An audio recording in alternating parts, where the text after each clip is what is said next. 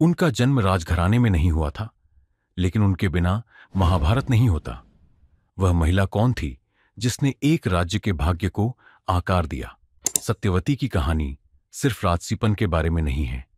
यह नियति, बलिदान और एक राज्य के भविष्य को आकार देने में एक महिला के प्रभाव की शक्ति के बारे में है।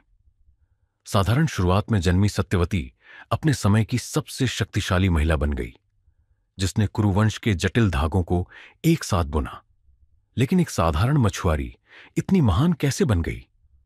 और उसके फैसलों ने महाभारत की महाकाव्य कथा को कैसे आकार दिया? मेरे साथ बने रहिए, क्योंकि हम सत्यवती की उल्लेखनीय कहानी को उजागर करते हैं। वह महिला जिसने हस्तिनापुर का भाग्य बदल दिया। सत्यवती की कहानी एक रहस्यमय घटना से शुरू हुई।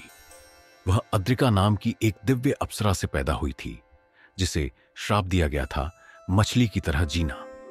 जब एक मछुआरे ने मछली पकड़ी तो वह अंदर एक सुंदर बच्ची को देखकर हैरान रह गया। उसने उसे अपने घर में ले लिया और उसे अपनी बेटी की तरह पाला। हालांकि सत्यवती में एक अनोखी विशेषता थी। उसकी प्राकृतिक मछली जैसी गंध थी, जिसके कारण उसका नाम मत्स्यगंधा, जिसका अर्थ है मछली की गंध वाली, पड़ा। हालांकि उसकी सुगंध उसे अलग बनाती थी, लेकिन यह उसकी ताकत या नियति को परिभाषित नहीं करती थी। एक दिन जब सत्यवती लोगों को यमुना नदी पार करा रही थी, तो उनकी मुलाकात महान ऋषि पराशर से हुई। ऋषि उनकी कृपा और दयालुता से मोहित हो गए।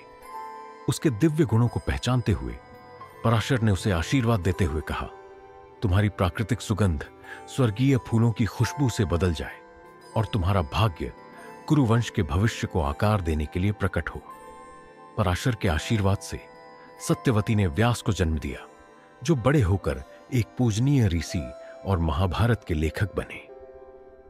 राज परिवार के सम्मान की रक्षा के लिए व्यास के जन्म को गुप्त रखा गया था, लेकिन हस्तिनापुर के भाग्य को आकार देने में उनकी भूमिका स्मारकीय थी। सत्यवती के जीवन में एक नाटकीय मोड़ तब आया जब हस्तिनापुर के राजा शांतनु ने उसे देखा और तुरंत उनसे प्यार करने लगे। जब शांतनु ने उसके पिता से विवाह के लिए उसका हाथ मांगा, तो उसके पिता सहमत हो गए, लेकिन एक शर्त पर। केवल सत्यवती के बच्चे ही हस्तिनापुर की गद्दी के उत्तराधिकारी होंगे। शांतनु इस बात से परेशान थे कि उनका सबसे बड़ा बेटा देवव्रत पहले से ही गद्दी का असली उत्तराधिकारी था।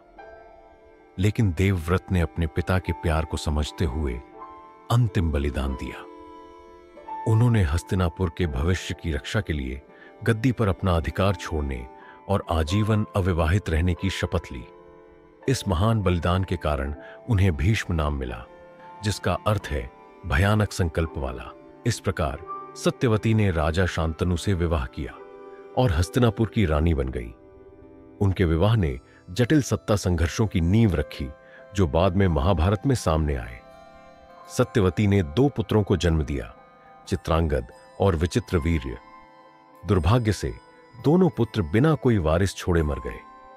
वंश के भविष्य के बारे में चिंतित सत्यवती ने कुरुवंश के अस्तित्व को सुनिश्चित करने के लिए अपने पुत्र व्यास को बुलाया। नियोग की प्राचीन प्रथा के माध्यम से व्यास ने 3 पुत्रों को जन्म दिया। धृतराष्ट्र, जो कौरवों के पिता बने, पांडु, जो पांडवों के पिता बने, विदुर, कुरु दरबार के बुद्धिमान और धर्मी सलाहकार। व्यास को बुलाने के सत्यवती के फैसले ने यह सुनिश्चित किया कि कुरुवंश जारी रहेगा, जिससे महाभारत के महाकाव्य संघर्ष के लिए मंच तैयार हो गया। उसके हस्तक्षेप के बिना हस्तिनापुर की वंशावली हमेशा के लिए समाप्त हो सकती थी। सत्यवती का जीवन भाग्य, त्याग और ज्ञान का मिश्रण था। एक मछुआरे की बेटी के रूप में साधारण शुरुआत से लेकर इतिहास के सबसे शक्तिशाली राजवंशों में से एक की रानी बनने तक उसके विकल्पों ने महाभारत की नींव रखी।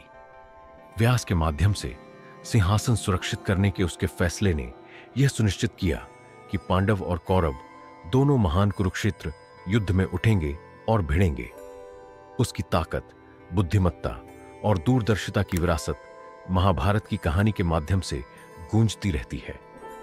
सत्यवती सिर्फ एक रानी नहीं थी, वह एक राजवंश की निर्माता थी। उसके निर्णयों ने राजाओं के उत्थान और पतन, योद्धाओं के भाग्य और धर्म के मूल ढांचे को प्रभावित किया। तो आप सत्यवती की विरासत के बारे में क्या सोचते हैं? क्या उसकी बुद्धि और बलिदान महाभारत के परिणाम को बदल सकते थे? अगर आपको सत्यवती की यह कहानी दिलचस्प लगी, तो हमारे प्राचीन शास्त्रों से और भी अविश्वसनीय कहानियों के लिए वेदा विजन को लाइक, शेयर और सब्सक्राइब करना न भूलें। हमें कमेंट में बताएं कि आप महाभारत के किस पात्र को आगे देखना चाहेंगे। देखने के लिए धन्यवाद। जय श्री कृष्ण।